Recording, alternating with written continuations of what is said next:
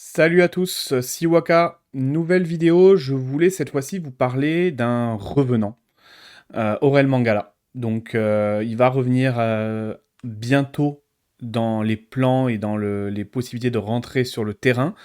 Donc, c'était le bon moment, je pense, pour faire une petite analyse, pour voir un petit peu ce qui pourrait éventuellement nous apporter.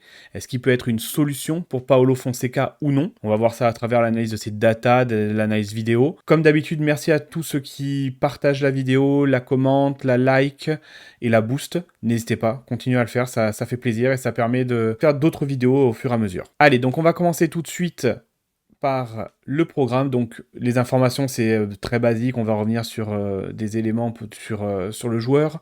Ses datas en 2024-2025 en première ligue, donc qu'on va comparer avec les datas des milieux de terrain de Ligue 1 cette saison. Et ensuite, une analyse vidéo sur comment l'utiliser, donc voir un petit peu quelles sont ses caractéristiques, ce qui revient le plus dans son jeu, et est-ce que ça peut ou pas coller et être une solution pour Paulo Fonseca.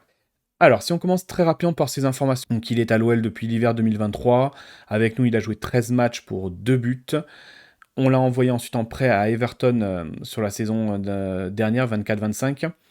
Il avait joué 21 matchs et un but avant de se blesser au ligament croisé le 26 janvier 2024. Et là, depuis le début de saison, il était en reprise individuelle. Et là, depuis le 17 octobre, il a repris l'entraînement collectif. Donc voilà, son retour approche de plus en plus. On peut avoir des besoins au milieu de terrain. Donc voilà, on va voir un petit peu ce que ça donne et comment se projeter, avec Aurel Mangala. Donc tout d'abord, on va regarder ses datas physiques. J'ai fait un comparatif entre ses datas physiques en première ligue, donc sur la saison 24-25, les 6 mois à peu près qu'il a joué là-bas, avec les données physiques des joueurs des milieux de Ligue 1 cette saison. Donc ça a arrêté au 27 octobre. J'ai pris les datas en Ligue 1 des milieux de terrain. Ça représente 77 milieux de terrain, plus Mangala. Et du coup, j'ai juste transposé, si vous voulez, les datas de Mangala en première ligue avec celles des joueurs de Ligue 1 actuellement. Bien évidemment, question de contexte, à prendre en compte et à pondérer. C'est juste pour se donner une première base, une première impression sur l'aspect physique d'Aurel Mangala avant sa blessure. Donc, c'est du fait maison, les graphiques que vous allez voir, les datas que j'ai fait. Donc, j'ai été reprendre les datas sur Wisecout. Avec les datas physiques, donc, on regarde ses distances parcourues, les distances à faible intensité, à haute intensité, les courses à haute intensité, les distances en sprint, le nombre de sprints, sa vitesse max, les accélérations légères et les accélérations brusques. Mangala est en rouge, Morton en jaune et Tessman en bleu. Je vous ai juste comparé le double pivot lyonnais, là sur ce graphique, avec Mangala. Les valeurs sont en centiles, donc comparé sur les 78 milieux de terrain, donc avec Mangala dedans. Comme vous pouvez le voir, physiquement, on est sur un joueur qui peut nous apporter certains points qu'on n'a pas aujourd'hui dans notre double pivot. Il est beaucoup plus rapide que Tessman et Morton. Il fait plus d'accélération légère et d'accélération brusque par 90 minutes comparé à Morton et Tessman. Donc là, déjà, ce qu'on peut se poser comme question, vu qu'on voit que les datas dans ces deux cas-là sont assez faibles pour Morton et Tessman, ce serait de savoir si justement la façon de jouer notre milieu de terrain, comment il est organisé, fait que nos milieux de terrain n'ont pas de nécessité à des accélérations fréquentes sur le terrain. Ou est-ce que c'est juste une limite physique de nos milieux de terrain? Vous voyez par contre qu'en termes de distance parcourue, Mangala est assez faible par rapport à nos milieux de terrain. Après, voilà, en termes de distance à faible intensité ou à haute intensité, il est dans la norme avec les autres. Les courses à haute intensité aussi, pareil, il est quand même assez bien placé. Il fait moins de distance en sprint que Tessman, mais beaucoup plus que Morton. Il fait beaucoup plus de sprint que Morton, mais un peu moins que Tessman également. La vitesse max, comme vous voyez qu'il est très très haut par rapport au reste, c'est comparé au milieu de Ligue 1 cette saison, il a été celui qui a couru le plus rapidement en tout cas. 35,94 km/h pour Aurel Mangala. Quand par exemple Morton est à 31,7 km/h, Tessman est à 32,39 km/h, et Pissot est à 32,25. On voit bien qu'en termes de vitesse pure, il est capable d'apporter quelque chose d'intéressant et d'utile aussi au milieu de terrain. En termes physiques, en tout cas, avant sa blessure, parce que bien évidemment, là, il va falloir tenir compte de sa blessure, il y a quelque chose d'intéressant qui peut apporter dans le double pivot. Donc voilà. Là, j'ai juste pris donc les datas que vous avez vues juste avant, et j'ai fait une moyenne en fait pour classer les joueurs entre eux. Donc vous voyez que sur cet indice physique, Mangala est meilleur que Tolisso, physiquement parlant, en prenant les différentes datas. Il est bien meilleur que Tessman et largement meilleur que Morton. Maintenant, Morton, par exemple, on sait très bien que c'est pas sa caractéristique et sa qualité première, l'aspect physique, les courses, ce genre de choses. Donc voilà, c'est pas problématique, on n'a pas de problème avec Morton au milieu de terrain, mais ça permet de voir un petit peu et de classer et de comprendre un peu aussi les profils de joueurs pour ça. Si on regarde maintenant ces datas, ce qu'on pourrait dire techniques, j'ai pris 10 métriques, utilisé l'outil de Datascout. Vous verrez, c'est les 10 métriques qui sont utilisées pour un milieu de terrain. Donc j'ai pris ces 10 métriques, et j'ai comparé donc à ces fameux 77 milieux de terrain de Ligue 1 en plus, à plus de 180 minutes de temps de jeu. Je vous ai mis la liste de toutes les datas qui sont utilisées pour le calcul. Encore une fois, c'est un contexte à bien sûr prendre en compte pour ces datas, c'est que je compare Aurel Mangala à Everton, à donc des milieux de Ligue 1, et encore plus à des milieux de terrain lyonnais. Everton, Lyon, c'est pas les mêmes principes de jeu, c'est pas les mêmes temps de possession. On demande pas les mêmes choses à un milieu de terrain dans le double pivot d'Everton que dans celui de l'OL. C'est à prendre en compte dans la comparaison. Maintenant, voilà, ça reste quand même, on va dire, une première base pour avoir des informations sur le joueur. Donc désolé si le graphique n'est pas forcément extrêmement visible. Donc c'est les fameuses 10 métriques que j'ai utilisées. Donc j'ai mis les 4 milieux, j'ai rajouté Tolisso pour voir un petit peu où est-ce qu'il se situe aussi sur ça. Ce qui est intéressant surtout à noter, ça va être par exemple, là où on va voir un petit peu ce que je peux dire, c'est les limites peut-être de Mangala, mais encore une fois, peut-être à pondérer aussi par rapport à la façon de jouer d'Everton. C'est qu'il y a très peu de passes progressives dans son jeu. La 5e catégorie au milieu, passe progressive par 90 minutes, il est dans les 20 derniers centiles, quand nos autres milieux de terrain sont quasiment tous aux alentours du 60e centile. Donc il y a une grosse marge à ce niveau-là, parce qu'on voit bien que du coup, il y a une demande de faire progresser le jeu par nos milieux de terrain, par l'entraîneur. On n'est pas juste à des milieux de terrain qui font coulisser le ballon sur les côtés, derrière. On a aussi des joueurs qui prennent des initiatives et qui font des passes vers l'avant. Les courses progressives, donc là, c'est courir avec balle au pied vers l'avant.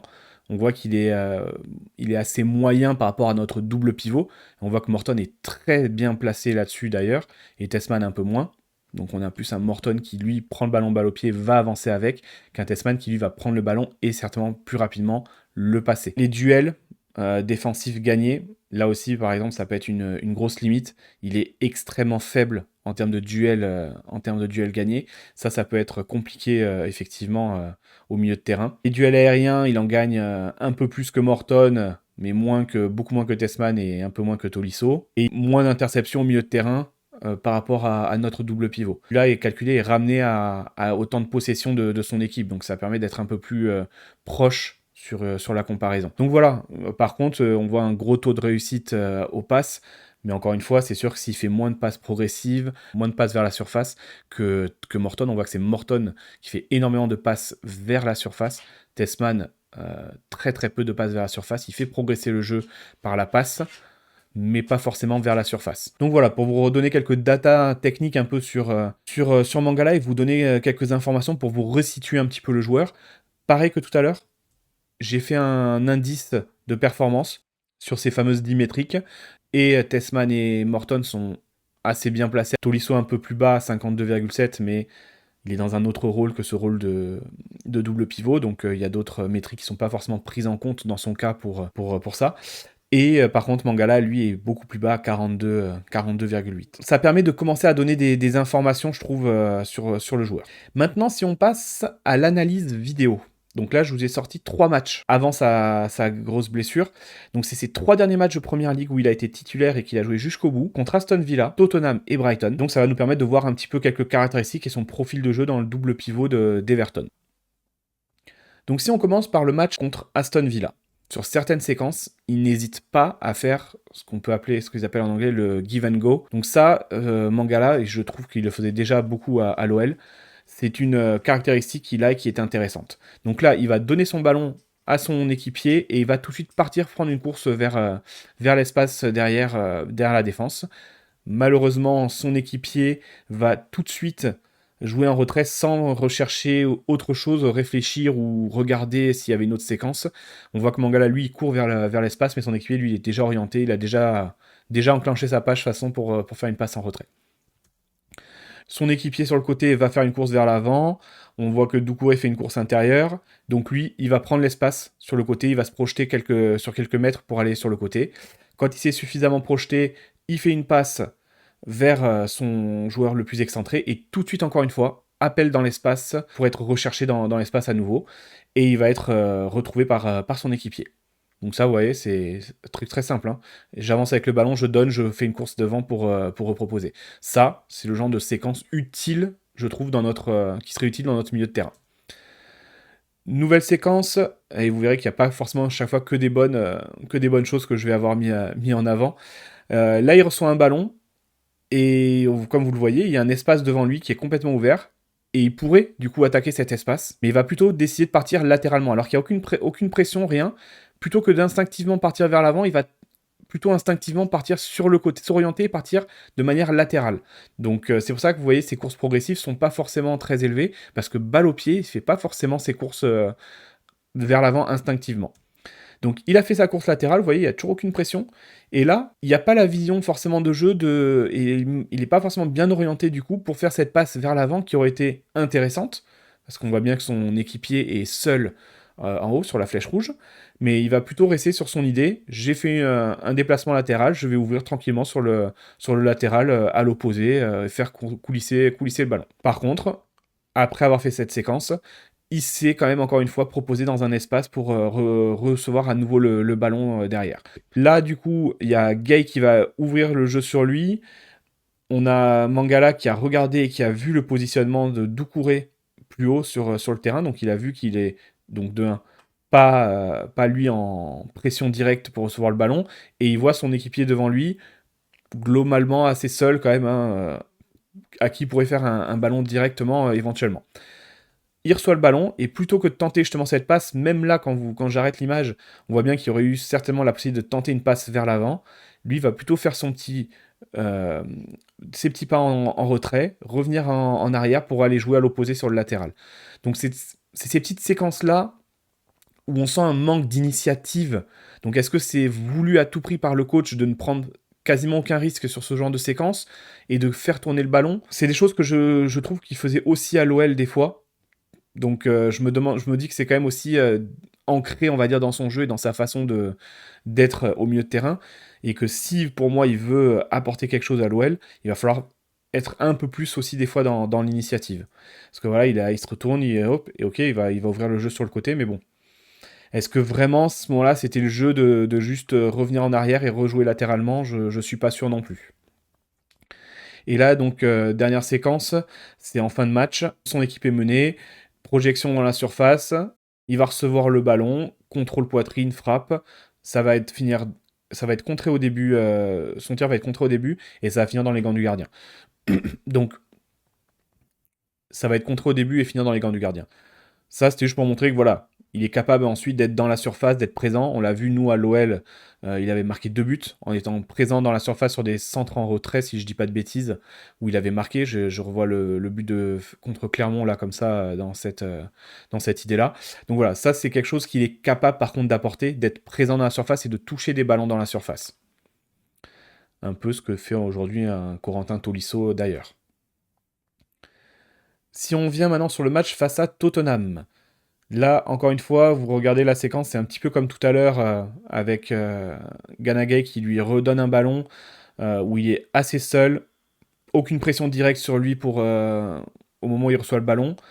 Et là, pareil, à ce moment-là, il est face au jeu, il y a quand même potentiellement 2 solutions de passe, une première vers l'avant sur Ndiaye, et une seconde à l'opposé. Il va choisir aucune des deux. Il va faire un demi-tour sur lui-même parce qu'il y a une pression qui arrive sur lui. Vous avez un défenseur qui est en train de me venir sur lui en courant. Donc il va faire un petit demi-tour sur lui-même pour éviter cette pression. Et après s'être retourné, il va refaire une passe sur le côté. Il n'a pas perdu le ballon en soi. Donc c'est pas mal joué. Mais ça manque d'ambition. Ça manque de tentative vers l'avant. Autre séquence, là encore une fois, j'ai juste relevé cette image-là, parce que il reçoit un ballon assez haut, il peut jouer tout de suite dans l'axe sur Ndiaye encore une fois, Mais il va faire juste une toute micro-passe là sur le joueur qui est en train d'arriver à côté de lui. Le jeu, c'était plus d'envoyer tout de suite une DI vers l'avant et de le laisser provoquer plutôt que de faire une petite passe. Là, autre séquence où du coup, il va prendre l'espace. Donc il est positionné assez haut sur le terrain. Vous voyez en bas de l'image, vous avez Ganagay qui est lui resté plus bas. Et là, Mangala, lui, il va attaquer l'espace. Et Ndiaye va le trouver du coup dans cet espace. Il va tenter de la glisser à Doucouré. Le ballon va être contré par le défenseur. Et le ballon, après avoir été contré, va récupéré par un joueur d'Everton qui va redonner le ballon à Mangala. Le gardien va, il me semble, légèrement la toucher. Ça va finir sur le poteau. Donc, encore une fois, projection dans la surface, capable d'avoir des situations de frappe et d'être dangereux. Donc, ça, c'est utile. Il y a des choses moins utiles qu'on a vues juste avant. Autre situation, vous voyez, il va recevoir un ballon, encore une fois, de Ganagay. Encore une fois, vous voyez, hein, il n'y a pas de pression trop directe. Il a un gros espace devant lui pour recevoir le ballon. Et là, encore une fois, il aurait pu, et comme j'ai mis entre parenthèses, pour moi, il aurait dû prendre l'espace, se retourner et prendre l'espace. Parce que s'il se retourne et qu'il prend l'espace, il y a de l'autre côté des joueurs disponibles, ou tout simplement, il part en course vers l'avant. Mais encore une fois, on va rejouer simple derrière en appui sur l'équipier qui vient de nous donner le ballon. C'est un petit peu ce jeu de j'assure les choses, et vous avez vu, on a vu tout à l'heure, le taux de passe de précision de passe est très très important pour lui. Ben, on comprend, hein, il y a beaucoup de passes simples, beaucoup de passes trop simples, on va dire. Encore une fois, une projection vers l'avant, donc sur un centre, il est à l'attaque dans la surface, donc ça c'est ce que j'allais dire, c'est intéressant. Nouvelle séquence, il va recevoir un ballon sans pression, il peut avancer, donc il va faire quand même quelques mètres avec le ballon au pied, et ensuite on ne pousse pas forcément l'effort beaucoup plus, on joue tout de suite une passe intérieure pour Ndiaye, donc ça c'est bien joué au niveau de la passe intérieure. Il n'a pas forcément fixé beaucoup plus, mais c'est déjà intéressant parce que comme on voit, Ndiaye est assez libre au milieu de terrain.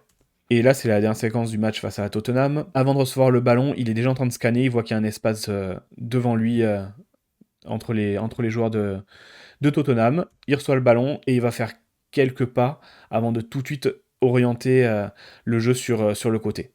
Donc encore une fois, pareil, peut-être on peut attaquer encore plus l'espace à ce moment-là avant de faire la passe sur le côté. Mais voilà, en tout cas avec Mangala, on sait ce qu'on obtient. C'est un joueur qui va prendre quand même assez peu de risques balle au pied, qui va être plus dans le fait de faire coulisser le ballon, faire passer le ballon, continuer à recycler les possessions, ce genre de choses, mais pas forcément celui qui va faire progresser le jeu. Donc ça, c'est à tenir compte, je pense, dans l'analyse et dans son utilisation. Et enfin, le match face à Brighton. Donc, il est en train de revenir là, chercher le ballon. Il regarde derrière lui avant de recevoir. Il y a quand même de la distance, comme vous voyez, il n'y a aucun adversaire à ce moment-là sur lui, au moment où il regarde derrière lui. Mais par contre, il a mis beaucoup de temps à se retourner, et du coup, il va être contré. Autre séquence.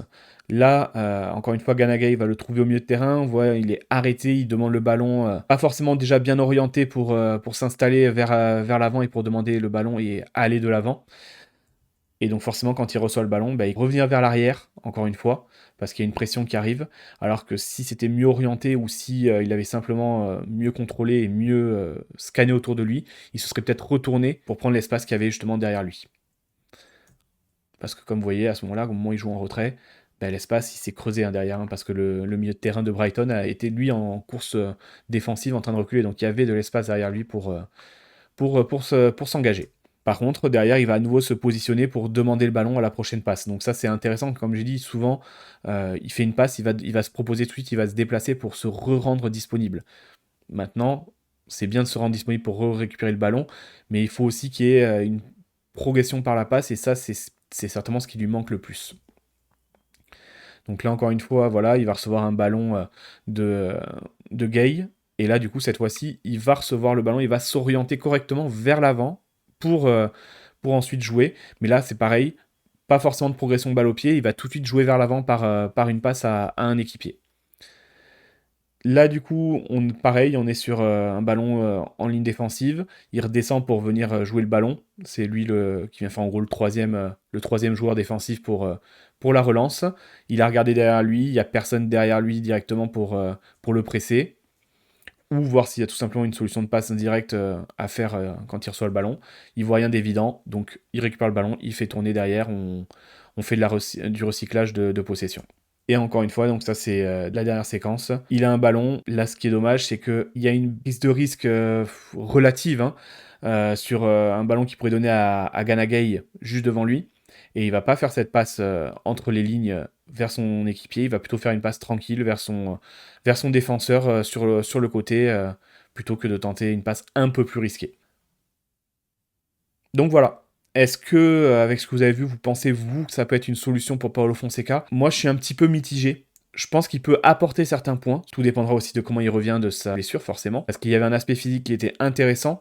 Donc, un joueur qui est capable de répéter des efforts, qui est capable de courir vite, de faire des petites accélérations, ça peut être utile quand on voit les datas de nos milieux de terrain à nous dans ces cas-là. Il est capable d'être souvent libre et de se projeter dans la surface. Donc ça, c'est bien d'avoir un joueur qui a ces capacités et qui est capable de faire ça. Certainement beaucoup plus utile en simple rotation en tout cas. J'ai du mal à l'imaginer réussir à prendre une place devant Morton ou Tessman là. Et une rotation, ben, la question ça va être ça, c'est par rapport à son style de jeu, où il y a quand même un gros manque de prise de risque et d'initiative. Les datas techniques donc, qui sont assez faibles en lien avec ça, même s'il faut, encore une fois, potentiellement relativiser avec le contexte Everton. Est-ce qu'il peut prétendre à plus être une simple rotation? Alors, ça nous serait déjà très utile, hein, une simple rotation, hein, dans le cas de l'OL. Utile sur le terrain, qui est capable de rentrer pour garder des ballons, faire circuler la balle. On a pu le voir sur certains matchs, ça peut être utile d'avoir un milieu de terrain qui est capable de faire ça, de courir un minimum sur le terrain, de courir vite, pour les replis. Mais là, aujourd'hui, avec ce que j'ai vu et les datas que j'ai sorties, pour moi, je vois pas plus vraiment une simple rotation d'utilité, plus qu'un joueur sur lequel on mise en termes de profil pour faire quelque chose avec le jeu de l'OL. A voir maintenant si Fonseca et son staff me feront mentir dans la façon de jouer de Paulo Fonseca et dans ce que, en gros, Paulo Fonseca demande simplement à son double pivot de faire. Donc n'hésitez pas, vous, à me dire ce que vous en pensez en commentaire, que Paulo Fonseca peut faire avec Aurel Mangala. Est-ce que vous êtes d'accord ou pas avec ce que j'ai dit? Voilà, donc n'hésitez pas à me le dire et on se retrouve pour une prochaine vidéo. Merci!